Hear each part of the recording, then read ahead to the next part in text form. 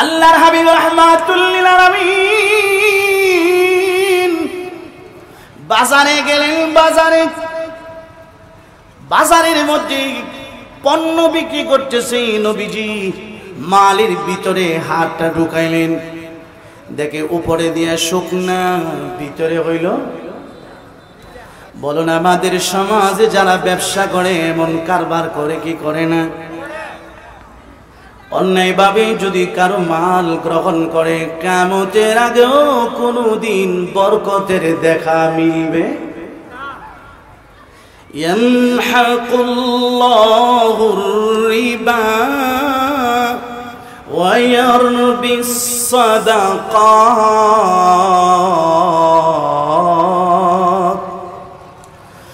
ওয়াল্লাহু লা ইউহিব্বু কুল্লা কাফফারিন আসীম।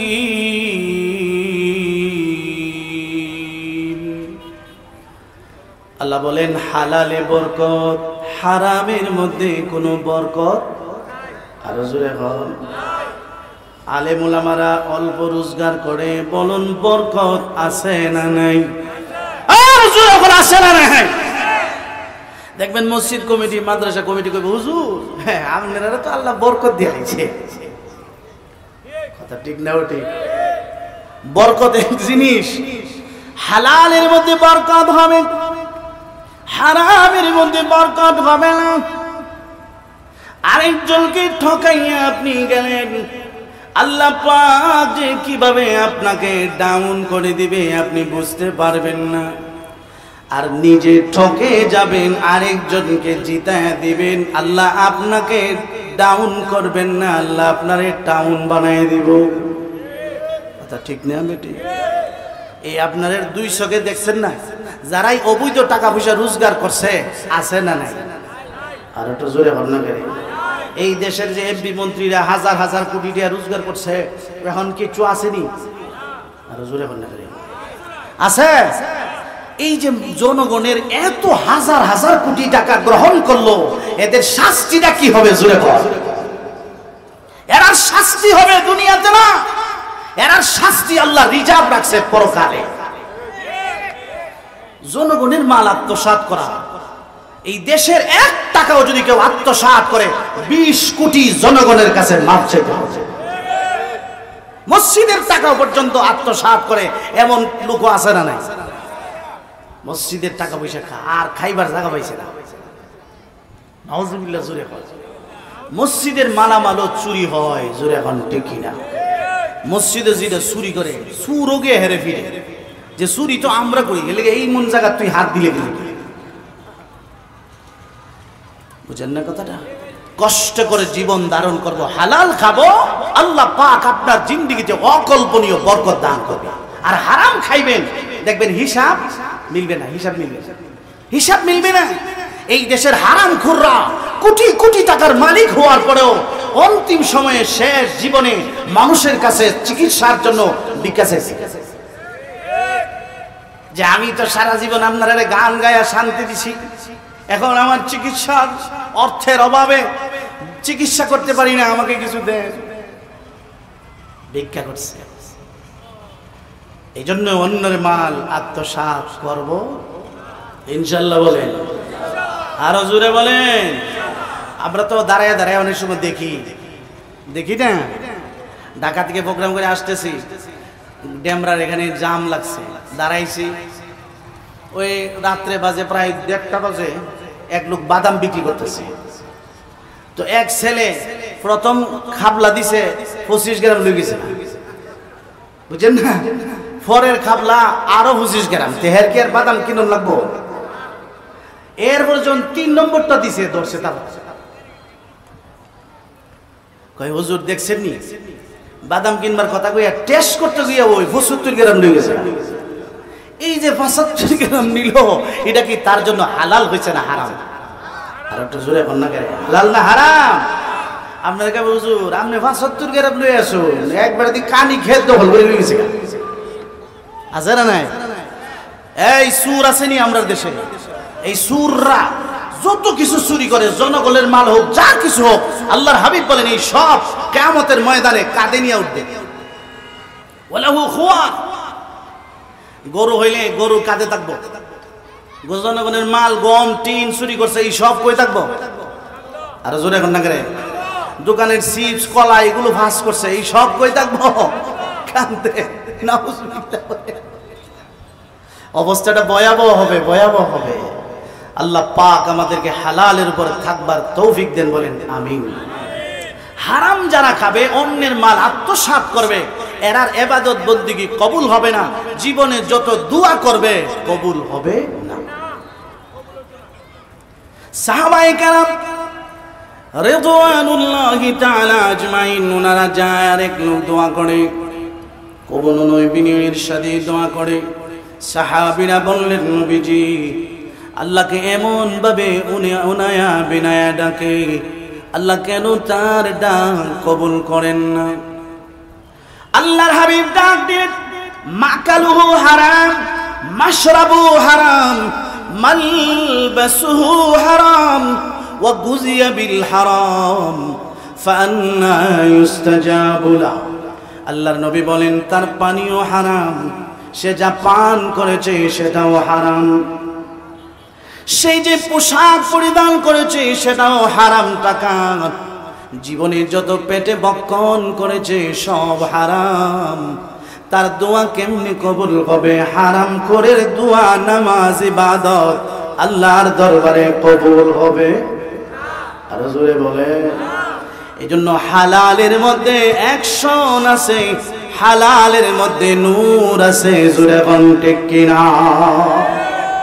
হিন্দুস্তানের একজন লোক, খুব গরিব মানুষ, এক অত্যন্ত গরিব, পেশা হইল ওই মাঠের মধ্যে যায় ঘাস কাটে, ঘাসও বিক্রি হয়। আমরা চান্দুরা বাজারে তো আর বিক্রি হয় না, ময়মনসিংহ দেখছি এই সমস্ত জায়গায় বিক্রি হয়। অন্য সময় বিক্রি না হইলেও কোরবানির সময় বিক্রি হয় কি হয় না? বিশেষ করে শহরে ঘাস বিক্রি করতো। ঘাস পেশাটা দেখছি খুব উচ্চমানের পেশা না নিম্নমানের? ঘাস বিক্রি করে হিন্দুস্তানের বাজারে বিক্রি করে। এই টাকাগুলোরে সে তিনটা ভাগ করে, একটা ভাগ আল্লাহর রাস্তা দান করে দেয়, সুবহানাল্লাহ, আর একটা ভাগ নিজে খা, আর একটা ভাগ জমায়া রাখে। এটা জমানোর পরে বছর শেষে দারুল উলুম দেওবন্দ মাদ্রাসার অনেক হুজুররে দাওয়াত করে এনে খাওয়া। এই সাজিক খুব গরিব মানুষ, পেশা হইল ঘাস বিক্রি করে জীবন ধারণ করে, আলেম উলামাদেরকে দাওয়াত করে এনে খাওয়া। সাজি গরিব মানুষ, সাজির দাওয়াত খাওয়ার পরে আবার অপেক্ষা করতেন সাজি আবার কখন দাওয়াত দিবে। ঠিক না বেঠিক?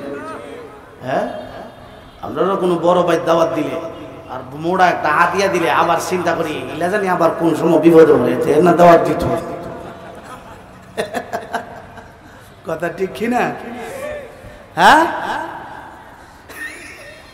ইমাম সাহেব মনে হলো না মরলে খাওয়াইতো না, বুঝে লিছি, মরলেই খাওয়াইব, না মরলে খাওয়াইছে না। আপনার স্বভাব তো এমন হয়েছে, এখন ঠিক কিনা? মরার আগে খাওয়া না, মরার পরে খাওয়াই দিলা। দারুল উলুম দেওবন্দের উস্তাদ সাজি গরিব মানুষ দাওয়াত দিলে প্রতিযোগিতা করে যাইতেন, বুঝছেন না? যেমন আমরার অনেকের স্বভাব এমন, গরিব মানুষ দাওয়াত দিলে মিস হয়, কিন্তু ধনী মানুষ দাওয়াত দিলে মিস হয় না। মিস না হওয়ার পিছনে আবার একটা কারণও আছে, শুধু খালি টেহাউর কারণ না, নাহলে বেটা আবার ইমামতি টানাটানি করে বললি কথা বলুক বালা না, না গেলে আবার বেজার করে। জিজ্ঞেস করা হইল সাজি গরিব মানুষ, তার বাড়িতে দাওয়াত খাওয়ার জন্য আপনারা এত আগ্রহ কেন? হুজুর জবাব দিলেন, সাজির ব্যবসাটা হালাল, তার রোজগার কামায় হালাল। সাজির খাবারকে যখন আমরা খাবারটা যখন খেয়ে আসি, সেই খাবারের নূর আমরা পুরা বছর অনুভব করি।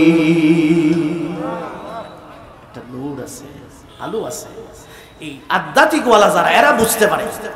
ফখরে বাঙ্গাল রহমাতুল্লাহ আলাইকে একবারই দাওয়াত দিছে, সবাই তো সুন্দর করে খাইতেছে। ফখরে বাঙ্গাল রহমাতুল্লাহ আলাই লুকমাটা মুখের কাছে নিয়েই প্লেটটা ধাক্কা দিয়ে বলছেন, আমি খাবো না, আমি খাবো না। হুজুর খাইছে না, চলে আসছে। যার বাড়িতে খাইছে সেই লোকের বাড়িতে আমার দাওয়াত দিয়ে কইতেছে, হুজুর এই ঘটনাটা সে বলতেছে। আইসা আমরার বাড়িতে হুজুর খানা খাইছে। তো হুজুরকে জিজ্ঞেস করলে, হুজুর আপনি খাইলেন না কেন? আমি খাবারটা মুখের কাছে নেওয়ার সাথে সাথে দেখছি খাবার থেকে পায়খানার দুর্গন্ধ আসতেছে। আমাদের কি এই আধ্যাত্মিক শক্তি আছে? কথা বল না, আছে। হারামটা দিলে এটা তো আরো টেস্ট হয়েছে, বেশি আরো বেশি টেস্ট হয়েছে। এই জন্য অন্যায় ভাবে কারো মাল গ্রাস করব না, আত্মসাৎ করব না। এই যে সুদ ডাকাত আছে, চিন্তাইকারীরা আছে, পকেটমার আছে, মানুষের পকেট থেকে টাকা নিয়ে যা, এটা কি তার জন্য নেওয়া হালাল হইল? রাস্তায় গাছ পেলে ডাকাতি করে, এগুলো তার জন্য হালাল হইল? একজনকে জেলে পালায়া বিভিন্ন ভাবে সুযোগ সুবিধা নিয়ে, এই যে উকিল আছে, এরা বিভিন্ন ভাবে দেখবেন মানুষের কাছ পকেট থেকে টাকাগুলো যে বের করে নেয়, এটা কি তার জন্য হালাল হবে? আর বলেন হালাল হবে? অন্যায় ভাবে নিলে সেটা তার জন্য হালাল হবে না। এবারে সত্যবিত্তারে সাজাইয়া আল্লাহ রাব্বুল আলামিন বলেন, আজকে উকালতি করো, কিয়ামতের ময়দানে ফামাই ইউজাদিলুল্লাহ আনহুম ইয়াউমাল কিয়ামা, কিয়ামতের ময়দানে তোমার পক্ষ হইয়া কে ওকালতি করে? সেদিন কোন উকিল থাকবে না, বিচারক হবেন মহান আল্লাহ। ঠিক না ঠিক? যারা হালালের উপর জীবন যাপন করবে, এরা হাত উঠাইতে দেরি, আল্লাহ পাকের দরবারে দোয়া কবুল হইতে দেরি হবে না। হালাল খাবো ইনশাআল্লাহ, বলে আরো আসতে কোন ইনশাআল্লাহ। সুদ ছাড়বো না তো? সুদ ছাড়বো তো ইনশাআল্লাহ? ঘুষ ছাড়বো তো না? সাতার না, সুদ, ঘুষ, মদ, জুয়া, এই সমস্ত অন্যায় থেকে আমরা বিরত থাকবো ইনশাআল্লাহ। জোরে বলেন ইনশাআল্লাহ। আত্মসাৎ করবো না কারো মাল, আত্মসাৎ করবো না। দেখেন এক লোক কয়, হুজুর হেদে নামাজ পড়ে, এর নামাজ কবুল হইব? কেন? কয় আমার আব্বারে হাসপাতালে নিয়া চিকিৎসা করবার কথা কইয়া খালি কাগজে ইসলামে সইল বাবা আব্বা টিপ লইয়া সবটা সম্পত্তি একা লেখা লইয়েছে। এমন বাটফার আছে নি? আর এগুলো আছে না নাই? সবটা সম্পত্তি ভাই বোনের মাল সে হক নষ্ট করলো, ভাই বোনের মাল নিয়ে গেল। আপনি বাবা হইয়া একজন ছেলেকে বেশি দিলেন, আরেকজনকে কম দিলেন, সেটাও আপনার জন্য হালাল হয়েছে না হারাম? আর জোরে বলে। হযরত নুমান ইবনে বশির রাদিয়াল্লাহু তাআলা আনহু, ওনার দুইজন বিবি ছিলেন। পরের বিবির ঘরে একজন সন্তান ছিল। পরের বিবি, ছোট বিবি বলছে, আমার সন্তানকে কিছু দিবা না? তো নুমান ইবনে বশির তার সন্তানের নামে এক্সট্রা কিছু দিলেন। বিবি ডাক দিয়া বললেন, আমি ততক্ষণ বিশ্বাস করি না, তুমি যে আমার সন্তানকে এক্সট্রা কিছু দিয়েছো, এই ব্যাপারে নবীকে সাক্ষী রাখতে হবে। কারে সাক্ষী? নবীকে সাক্ষী রাখতে হবে। নুমান ইবনে বশির বিবি সন্তান লইয়া নবীর দরবারে গিয়ে বললেন, হুজুর আমার এই ছেলেটাকে বড় আদরের ছেলে, বড় মহাব্বতের ছেলে, আমি তাকে এক্সট্রা কিছু দিলাম, আমার বিবি মানে না যতক্ষণ আপনি সাক্ষী না হবেন। আল্লাহর নবী বলেন, তুমি কি তোমার সকল সন্তানদেরকে এভাবে দিয়েছো, নাকি শুধু তাকে দিয়েছো? না হুজুর, অন্যদের দেই নাই, শুধু আমি তাকে দিলাম। আল্লাহর নবী বললেন, ইন্নী লা উশহিদু আলা যুর, আমি এমন জুলুম অন্যায়ের উপরে আমি রাহমাতুল লিল আলামিন সাক্ষী হতে পারি। সাক্ষী হতে। বলেন এমন স্বজন প্রীতিমূলক আচরণ আমার আপনার সমাজে আছে না নাই? আর জোরে আসেনি? আপনাকে যদি আটকায় দেওয়া হয় শুধু এটার জন্যই যথেষ্ট। আরেকটা দিক শুনুন, আপনি মারা গেলে আপনার অন্য সব আত্মীয় স্বজনরা মিরাজ পাবে এই ভয়ে আপনার নিজস্ব আত্মীয়দের নামে লেখা দিলেন, এরারে বঞ্চিত করলেন। আপনারা আমার কথা বুঝেননি? হ্যাঁ, মনে করেন চাচা মারা গেলে চাচার ছেলে নেই মেয়ে আছে, কিন্তু বাতি যারা মাল পাবে এই জন্যে অন্যের নামে আত্মীয়দের নামে লেখা দিয়ে লাইছে। আসেনি না? মাথা ঘুরাই ভাই যারা এমন কর্মকাণ্ড করে। মেশকাত আউয়ালের প্রথম খণ্ডের শেষ হাদিস, আল্লাহর নবী বলেন, মান কাতা মিরাস ওয়ারিসিহি কাতাআহুল্লাহু মিরাসাহু মিনাল জান্নাহ। যেই ব্যক্তি কোন ওয়ারিসকে মিরাসে পরিত্যাজ্য সম্পত্তি থেকে বঞ্চিত করবে, আল্লাহ পাক তাকে জান্নাতের মিরাস থেকে বঞ্চিত করবে। এজন্য দুনিয়ার সামান্য জিনিসের জন্য আমি আমার পরকাল হারাবো।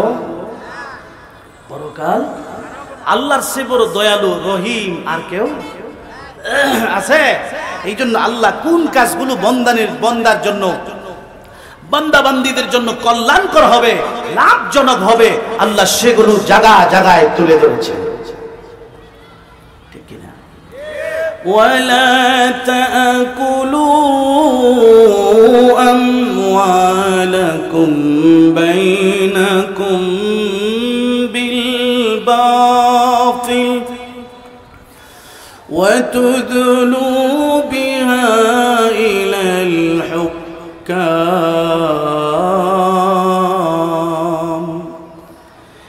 লিতাকুলু ফারীকাম মিন আমওয়ালিন নাসি বিল ইসম ওয়া আনতুম তা'লামুন।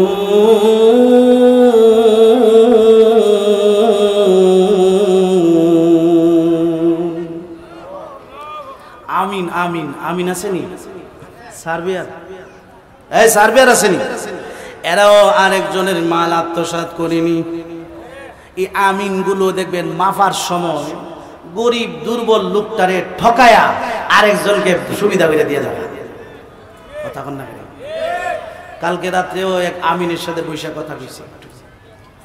এই আমিন সাহেব কর্মকাণ্ডের কথা কইল, আমার বড় না যাইতা 10,000 টাকা রয়ে দিছে। জিজ্ঞেস করলাম কে লিগা? কয় 9 জন আমিন আমি আনছি, আর সে দুর্বল, সে আনছে কয়জন?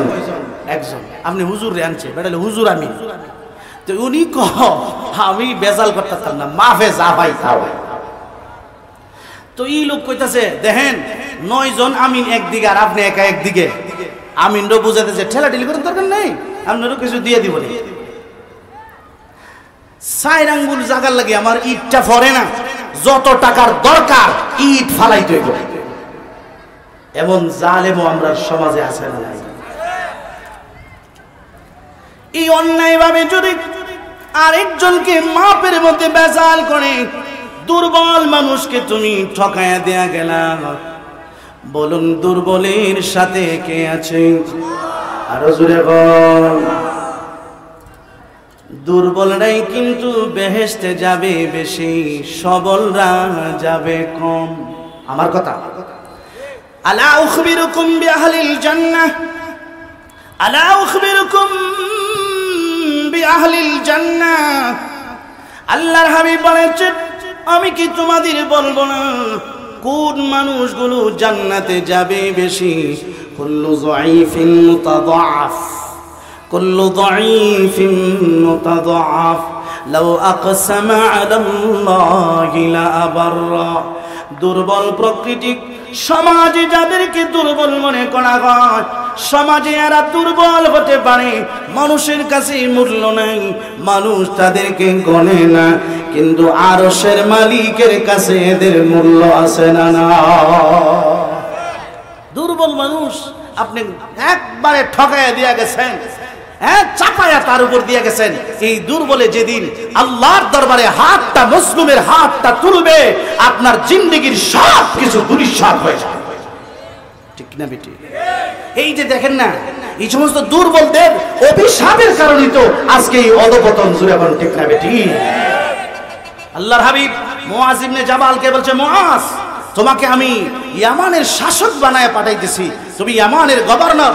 ইত্তাকি দাওয়াতাল মাজলুম, কারো প্রতি ক্ষমতার প্রভাব দেখায়া, টাকার জোর খাটায়া কারো প্রতি কোনো প্রকারের জুলুম করবা না, জুলুম করবা না। ইত্তাকি দাওয়াতাল মাজলুম, মজলুমের বদদুয়া থেকে বাঁচবা। ফাইন্নাহু লাইসা বাইনাহু ওয়া বাইনাল্লাহি হিজাব, মজলুমের দোয়া আর আল্লাহর মাঝখানে কোনো পর্দা নাই, কোনো পর্দা নাই। দোয়া করতে দেরি, হাত উঠাইতে দেরি, আল্লাহ পাক শুনতে দেরি হবে। এজন্য হালাল খাবো ইনশাআল্লাহ, কষ্ট করে খাবো, কামাই করে খাবো, রোজগার করে খাবো, হালাল খাবো, না পাইলে উপাস থাকবো। আল্লাহর হাবিব বলছেন, কেউ যদি অনাহারে দিন কাটায় পেটের খিদায় মারা যায়, মান কাতালা বাতনুহু ফাহুয়া শাহীদ, যেই ব্যক্তি পেট বেমারে মারা গেল, এর একটা ব্যাখ্যা এটা লেখছে, সে হালাল রোজগার পায় না, খাবারের কোনো ব্যবস্থা নাই, অনাহারে সে মারা গেল, অনাহারে অর্ধহারে সে মারা গেল, আল্লাহ পাক তাকে শহীদের কাতারে দাঁড় করাবে। কার কাতারে? শহীদের কাতারে, শহীদের কাতারে কাতারে। আর হারাম দিয়া পেট বসে, পুরাটা শরীর হারাম দ্বারা গঠিত হয়েছে। আল্লাহর হাবিব বলছেন, লা ইয়াদখুলুন জান্নাতা লাহমুন নাবাতা মিনাস সুহত, যেই শরীর হারাম দ্বারা লালিত পালিত হয়েছে, হারাম দ্বারা যার গঠন বৃদ্ধি পেয়েছে, লা ইয়াদখুলুল জান্নাহ, কখনো জান্নাতে যাবে না, কখনো জান্নাতে যাবে না। ওয়ান নারু আউলা বিহা, এই দেহের জন্য জাহান্নামী সবচেয়ে উপযুক্ত।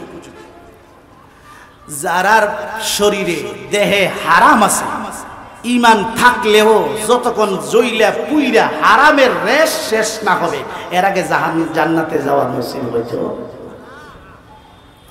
হালাল খাবো ইনশাআল্লাহ, ইনশাআল্লাহ। শ্রমিকদেরকে যারা কষ্ট করে হালাল রোজগার করে, এদেরকে আমরা কখনো ঘৃণার চোখে দেখব না। আল্লাহর হাবিব একদিন এক শ্রমিকের হাত ধরলেন, দেখে তার হাত খুব শক্ত, হাতের মধ্যে একেবারে শক্ত শক্ত কর, যেটাকে আমরা বলি, একেবারে ফুসকা ঠোসা ভরে রয়েছে, এত শক্ত হাত। আল্লাহর হাবিব বলেন, তোমার হাত এত শক্ত কেন? নবী রাহমাতুল লিল আলামিন, তোমার হাত এত শক্ত কেন? সাহাবী ডাক দিলেন, নবীজি, আমি একজন শ্রমিক, নিজের হাত দ্বারা কর্ম করে জীবিকা নির্বাহ করি, আমি হস্তশিল্প করি, এই জন্য কর্ম করার কারণে আমার হাত শক্ত হয়ে আছে। আল্লাহর হাবিব তার হাতের মধ্যে এইভাবে ধরে হাতটাকে আকাশের দিকে উঠিয়ে বললেন, আল কাসিবু হাবিবুল্লাহ, আল কাসিবু হাবিবুল্লাহ, হালাল ভাবে যে ব্যক্তি শ্রমের কাজ করে সে হলো আল্লাহর বন্ধু। সুবহানাল্লাহ। নবীদের মধ্যে একজন পয়গম্বর ছিলেন হযরতে দাউদ আলাইহিস সালাম। দাউদ আলাইহিস সালাম লোহার ছিলেন, কর্মকার, মানে লোহার কাজ করতে, আমরা যেটাকে কামার বলি, কামার, লোহার কাজ করতে। এই লোহা দিয়া দা, খন্তা, কোদাল, অস্ত্র বানাইতেন, লৌহ বর্ম, যুদ্ধের পোশাক, বিভিন্ন অস্ত্র বানাইতে পারতেন। আল্লাহ পাক লোহাকে ওনার কাছে এমন করে দিছে, লোহাকে মোমের মতো নরম বানাই দিছে। মানে উনি লোহায় হাত দিলে মোমের চাইতে নরম হয়ে যায়, উনি যা খুশি তা বানাইতে পারেন। সুবহানাল্লাহ। এটা দাউদ আলাইহিস সালামের মুজিজা। দাউদ আলাইহিস সালামের মুজিজা ছিল, লোহায় ধরলে লোহা কি হয়ে যায়। এই মুজিজা যদি আপনারা কেরামতি পাইতে হয়, তো তালা ভাঙ্গা সহজ। প্রথমই তো বাংলাদেশ ব্যাংকে চলে গেল, যে আর বেশি মিশন টিশন চালায় লাভ নেই, লোহা ধরলে যখন মুম হয়ে জায়গা। আল্লাহু আকবার। শোনেন, হালাল যদি খান, লোহার পাওয়ারের চেয়েও হালালের পাওয়ার কম না বেশি? যারা হালাল খায়, হালাল মাল আল্লাহর রাস্তায় দান খয়রাত করে, এদের মালের পাওয়ার বেশি, এদের মালের পাওয়ার বেশি। বেজার হয় না, মসজিদের মধ্যেও হারাম খোরের টাকা লাগে কি লাগে না? আরো জোরে বলুন। স্টলে বসে বসে খালি বলেন যে ওয়াজ যে হুজুররা করে হেদায়েত হয় না কেন? হয়নি? আরো জোরে বলুন। রাস্তাঘাটে কয় হুজুর এত দোয়া করেন কবুল হয় না কেন?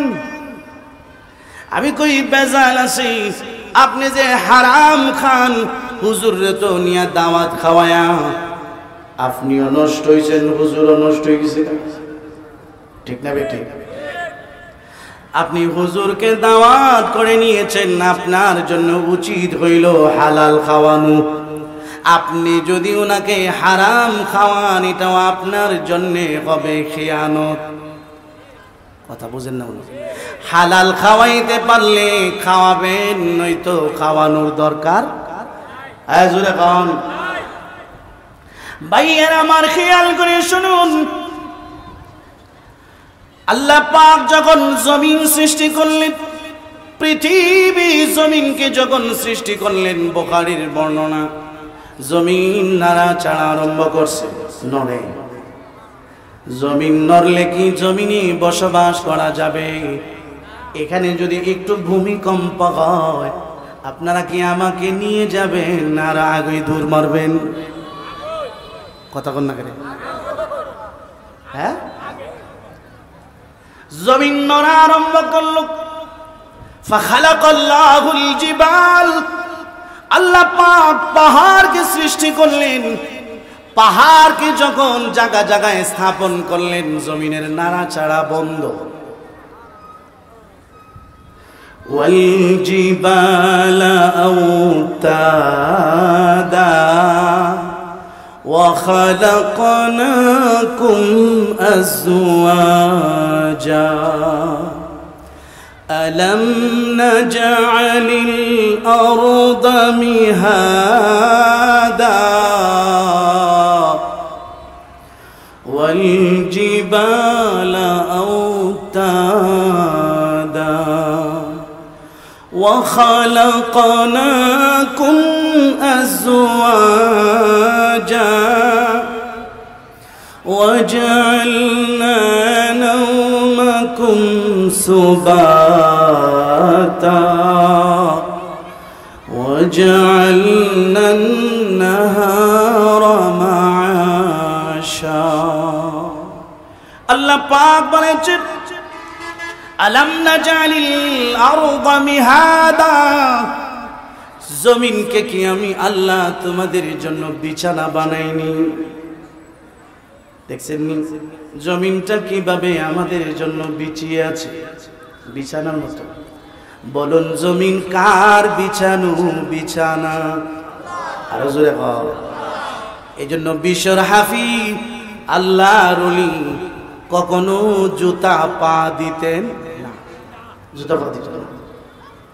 হুজুরের বাড়িতে যদি দামি বিছানা থাকে, হুজুরের বাড়ির দামি বিছানা, মসজিদের দামি বিছানা, ওয়াজ মাহফিলের দামি গালিচা, কার্পেট, কেউ জুতা দিয়ে পাড়ায়, জুতা দিয়ে পাড়াইব? বিশ্বের হাফি বললেন, জমিন হলো আমার আল্লাহর বিছানো বিছানা। আমি যদি জুতা পা দিয়ে হাঁটি, আল্লাহর বিছানায় আমি জুতা দিয়ে হাঁটবো, বেয়াদবি হবে। সুবহানাল্লাহ। বিশ্বের হাফি কখনো জুতা পরিধান করে নাই। আল্লাহ রাব্বুল আলামিন বিশ্বর হাফির জন্য স্পেশাল ব্যবস্থা করলেন বিশির। এটা হলো উচ্চাঙ্গের কথা, এটা আমাদের মতো মানুষের না, আমাদের মতো মানুষের না। বিশের হাফি যেদিকে হাঁটতো, যদি সেখানে না পাপ থাকতো, জমিন ফাঁকা হইয়া ভিতরে ঢুকে যাইতো, বিশের হাফির পাটা যেন না ভরে। যদি কাটা যুক্ত কষ্টদায়ক কোনো কিছু থাকতো, এই সব জমিনের ভূগর্ভে চলে যাইত, বিষের হাফির পায়ে কোনো আঘাত লাগতো না। সুবহানাল্লাহ। মাল্লাহুল মাওলা ফালাহুল কুল। আল্লাহ বলেন, বান্দা তুমি হালালের মধ্যে সংগ্রাম করে আমার হয়ে যাও, পৃথিবীর সব তোমার গোলাম হয়ে যাবে। খেয়াল করে শুনো, পাহাড়কে আল্লাহ সৃষ্টি করলেন, জমিনে স্থাপন করলেন, পাহাড়ের নাড়াচাড়া বন্ধ হয়ে গেছে, আর নড়ে না। ফাজিবাতিল মালাইকা মিন শিদ্দাতিল জিবাল। পাহাড়ের এত ক্ষমতা, এত শক্তি দেখে ফেরেশতারা পর্যন্ত আশ্চর্য। পাহাড়ের এত শক্তি, শক্তি আসেনি? আল্লাহ হাল মিন খালকিকা আশাদ্দু মিনাল জিবাল, আপনার সৃষ্টিতে পাহাড়ের চাইতে আরো কোন মজবুত শক্তিশালী কিছু আছে?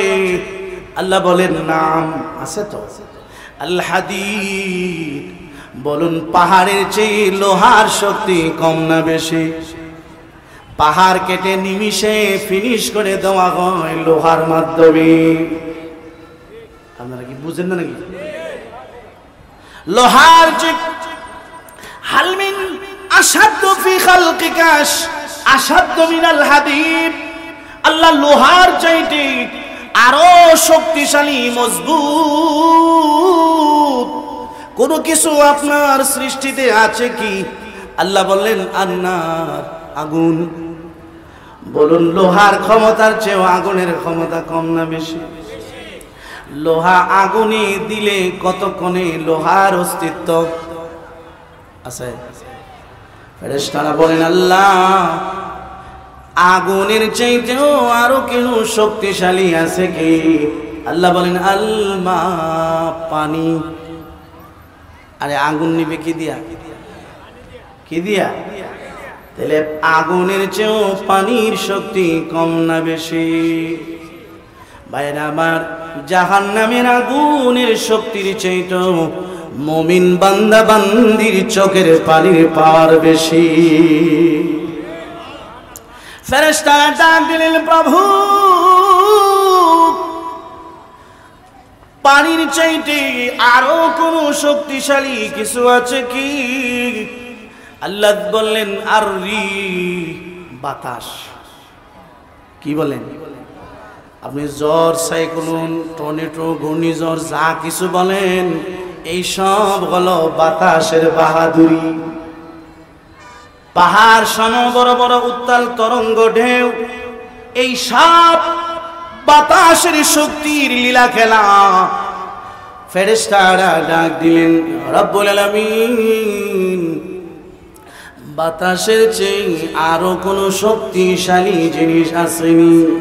আল্লাহ কয়, ইবনু আদম, বনি আদম, আদম সন্তান, তাসাদ্দাকা বিসাদাকাতিন ফাখফাহা, তাসাদ্দাকা বিসাদাকাতিন আখফাহা, তাসাদ্দাকা বিসাদাকাতিন বিয়ামিনি আখফাহা মিন শিমালি হাত্তা লা ইয়াতালামা শিমালু। বনি আদমের এত শক্তি, হালাল রোজগার থেকে হারাম উপার্জন থেকে আমার রাস্তায় যে একটা টাকা উঠায় দিল, আল্লাহ বলেন এমন ভাবে দিল, ডান হাতে দিল, বাম হাতের খবর নেই। এজন্য হালালের পাওয়ার বেশি, হারামের কোনো পাওয়ার। আর হারাম খুররা বেহেশতে যাবে না, হালাল খুরেরাই বেহেশতে যাবে। এই জন্য হারাম থেকে বাঁচবো ইনশাআল্লাহ। আরো জোরে গান। হ্যাঁ, যদি কোনো জায়গায় জীবনে বেজাল হয়ে থাকে, মাফ চেয়ে, ক্ষমা চেয়ে দুনিয়াতে পরিষ্কার হয়ে যাব ইনশাআল্লাহ। আমার ভাইয়েরা, ইব্রাহিম বিন আদম অনেক বড় একজন বুজুর্গ আল্লাহর ওলি। ইব্রাহিম বিন আদম বলকের বাদশাহ, বলকের বাদশাহী চাচ্ছে মহান আল্লাহর সন্ধানী। পৃথিবীর সব কিছু বিসর্জন দিলেন আল্লাহর তালাশে। আল্লাহকে কি পাওয়া এত সহজ? রাসূলের শাফাআত পাওয়া কি এত সহজ? রসুলের হাতে হাউজে কাউসারের পানি পাওয়া গিয়ে তো সহজ। দুই চারটা গজল গাইলে মনে ভাই নেবেন না, কথা কর না কেন? গজল গাইলে রসুলের ভালোবাসা পাওয়া যাইব, গানের মজমা করলে পাওয়া যাইব, নারী নর্তকী নাচাইলে রসুলের ভালোবাসা পাওয়া যাবে, এত সহজ। ইয়া ইব্রাহিম বিন আদহাম মসজিদে নববীর ওই বাইতুল মুকাদ্দাস, ওই যে ফিলিস্তিনে যে মসজিদ বাইতুল মুকাদ্দাসে শুয়ে রয়েছে। ইব্রাহিম বিন আদহাম, মনোযোগ দিয়ে শুনবেন, কথা শেষ কথা। ইব্রাহিম বিন আদহাম বাইতুল মুকাদ্দাসে শুয়ে রইলেন। এমনি স্বপ্ন দেখে একজন ফেরেশতা মাথার দিকে আরেকজন পায়ের দিকে বলা বলি করতেছে। লোকটা কেডাও? কই ইব্রাহিম বিন আদম। ও বলকের বাদশাহী ছাইরা ফকির লিবাস ধরছে, এই বাদশা আদা ইব্রাহিম। তার তো একটা গন্ডগোল হয়ে গেছে। সুবহানাল্লাহ, কি গন্ডগোল? আজকে 1 বছর যাবত ইব্রাহিম বিন আদমের কোন নামাজ, দোয়া, ইবাদত আকাশে উঠে না। বুঝিনি? ইব্রাহিম বিন আদম এটা শুনতেছেনি, স্বপ্নে সতর্ক করে, হ্যাঁ আমরা অনেক সময় অনেক জিনিস স্বপ্ন দেখি, কি দেখি না? হ্যাঁ দেখি। আপনারা কতটুকু দেখেন জানেন না। অনেক সময় কি দেখা যায় স্বপ্নে, বাস্তব। আপনি যেটা স্বপ্ন দেখছেন বাস্তবে দেখতেছেন তা। এই জন্য মুমিনের অনেক স্বপ্নই সব সত্য হয়। হ্যাঁ, ইব্রাহিম বিন আদম স্বপ্ন যোগে দেখেন ইব্রাহিমের দোয়া, নামাজ, ইবাদত আরো সে উঠে না, কবুল হয় না। ব্যাংকের ম্যানেজারের কাছে গেছেন, টাকা আইসেনি। কয় এই বছর তো আপনার টাকা আইছে না। কয় আমার ছেলে তো 5 বার টাকা পাঠাইছে। তাহলে বেজাল হইয়া মাছ কানে আটকা পড়ে আছে, ঠিক কিনা? পরে ছুটাই আনে, কয়টা একটা নাম্বারে সংখ্যার বেজাল হওয়ার কারণে এটা আটকা রয়েছে, যখন এটা সংশোধন হয়েছে। তো ইব্রাহিমের ইবাদত বন্দেগী সব জুইলা রয়েছে, আটকা রয়েছে, আল্লাহর দরবারে কবুল হচ্ছে না, হচ্ছে না। কেন? ইব্রাহিমের অপরাধটা কি? সে কি অন্যায় করেছে? কয় মক্কার বাজার থেকে খেজুর কেনার সময় নিজের খেজুর মনে করে না অন্যের খেজুর খায়া ফেলাইছে। কথা বুঝছেন না মনে? হ্যাঁ, নিজের খেজুর মনে করছে নিজের, অর্থাৎ মাফের সময় একটা খেজুর মাটিতে পড়ছে, সে মনে করছে তার মাফ থেকে পড়ে না। অনেক সময় মাপ মানে ব্যাগে ঢুকানোর সময় অনেক সময় পড়ে যায়। তো যিনি কিনে উনি চিন্তা করলো যে জিব্বাটা যখন শুকাই দিছে, আচ্ছা এটা দিয়ে জিব্বাটা একটু ভিজাই দিই। ইব্রাহিম বিন আদম মাপের সময় নিজের খেজুর মনে করে অন্যের খেজুর খেয়ে ফেলছে। এই যে একটু হারাম খাইলো, অন্যের মাল বিনা অনুমতিতে আত্মসাৎ করলো, আল্লাহ পাক তার ইবাদত বন্দেগী, দোয়া, কালাম, নামাজ, রোজা সব আটকায়া দিয়েছে। সুবহানাল্লাহ। বাইসা তাহলে আমরার উপায়টা কি হইব? কন্যা করে কি উপায় হইব? ইয়া আল্লাহ, বড় কঠিন। तमन्ना दर्द दिल की है तो कर खिदमत फकीरों की, ये गौहर नहीं मिलता बादशाहों की खजीनों में। হালাল যদি হালাল ভাবে যদি জীবন করতে হয়, যারা হালাল খায়, হালাল খানেওয়ালা আল্লাহ ওয়ালাদের সাথে সম্পর্ক লাগাইতে হবে, ঠিক কিনা? কথাটা শেষ নেই, 4 মিনিট আছে, উঠছেন না? ইব্রাহিম বিন আদম ঘুম ভাঙছে। হায় হায়, আমার 1 বছর পর্যন্ত নামাজ রোজা কবুল হইতেছে না, একটা খেজুরের কারণে। মক্কায় গেছে, মক্কার খেজুরের বাজারে যাইয়া মালিক রে খুঁজা বাইর করছে, গিয়া দিয়ে যেই দোকান থেকে খেজুর কিনছে মালিক তো নাই, একটা যুবক ছেলে বসে রয়েছে। জিজ্ঞেস করছে এই দোকানের একজন মুরব্বী খেজুর বিক্রি করতো, গত বছর আমি আসছিলাম, উনি কোথায়? উনি তো আমার আব্বা, উনি তো মারা গেছে। উনি কি গেছে? আমি ওনার কাছ থেকে খেজুর কিনছিলাম, আমার মাপ থেকে ওজন থেকে মাটিতে পড়েছে ভেবে আমি একটা খেজুর খেয়ে ফেলেছিলাম। এটার দাবি ছোটানোর জন্য, মুক্তি চালানোর জন্য, মুক্তির জন্য আসছি। তুমি যেহেতু তার সন্তান, মেহেরবানি করে আমাকে মাফ করে দাও। যুবকটা ডাক দিলেন, ওগো মুরব্বি, আমি না ক্ষমা করলাম, আমার মা আছে, আমার আরেকজন ভাইও আছে, তাহলে আমার বাবার সম্পত্তির একটা খেজুরের মালিকও আমরা কয়জন? কথা বলেন। তাহলে আমি না আমার অংশটা ক্ষমা করলাম, আমার আম্মা আমার ভাইয়েরটা তো আমার ক্ষমা করার অধিকার। আর জোরে তাহলে তোমার মায়ের কাছে আমার নিয়ে চলো, তোমার ভাইয়ের কাছে আমাকে নিয়ে চলো, আমি ক্ষমা নিয়ে আসবো। আল্লাহু আকবার, আল্লাহু আকবার। তাহলে আমাদের উপায়টা কি হবে? একটু চোখটা বন্ধ করে, চোখটা বন্ধ করে একটু চিন্তা করেন। তাহলে জীবনে যার যেখানে হক নষ্ট করছি তার কাছ থেকে আজকে থেকে মুক্ত হওয়ার ব্যবস্থা করবো ইনশাআল্লাহ। জীবনের ইবাদত বন্দেগী দিয়াও পার পাইতে পার পাওয়া যাবে না। পাওনাদাররা বাইরিব, হ্যাঁ হ্যাঁ বাইরিত না। আরে আমি যে হুজুর, এক লোক আমার 2000 টাকা আওলাদ দিছে, আজকে 7 বছর হয়েছে, কোনো খবর নাই, কোনোদিন কইল না হুজুর টেহাটা নিবেন। নাউজুবিল্লাহ বলেন, নাউজুবিল্লাহ। হ্যাঁ, এমন মানুষ আমরা সমাজে আছে। কারো হক আমরা নষ্ট করব না ইনশাআল্লাহ। আপনি যে আরেকজনকে অন্যায়ভাবে গালি দিলেন, এটাও একটা আত্মসাৎ হইছে, এটার জন্য আপনাকে জবাবদিহি করতে হবে।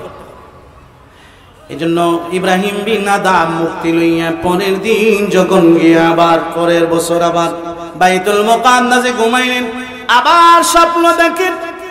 এই কি স্বপ্ন? এবার ফেরেশতা ডাক দিয়ে বলতেছেন, ইব্রাহিমের সমস্ত আটকানো ইবাদত আল্লাহ কবুল করে নিয়েছে। তো কেমনে হইল? কয় ইব্রাহিম সুদূর মক্কাতুল মুকাররমা যাইয়া খেজুরের মালিকের কাছ থেকে ক্ষমা নিয়ে আসছে। এই জন্য আমার ভাইরা, আল্লাহ বলেন, ওয়ালা তাকুলু আমওয়ালাকুম বাইনাকুম বিল বাতিল ওয়া তুদলু বিহা ইলাল হুকাম। আমরা সমাজের কিছু বিচারক আছে, ফেসায় ফুসায় এরে ঘুরায় গাড়ায় কোনো মতে আমার কাছে লইয়া দেখবে বাই করে দিলাম।